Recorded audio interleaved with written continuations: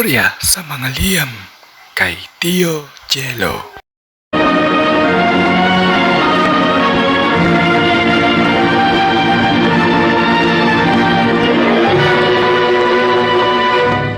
Ito ang inyong Tio Jello.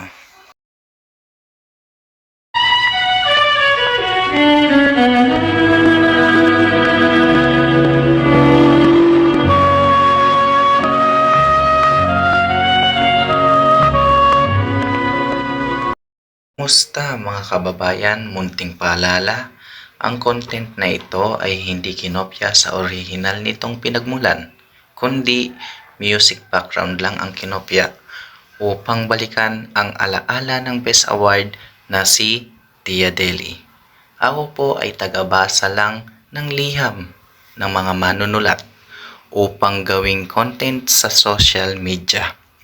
Wala pong tao nagaganap sa mga kuro-kuro o haka-haka man, bagkos pagbasa lamang. Ito ang inyong Tio Jello. Sa isang bulaklak, sumilang ang pag-ibig.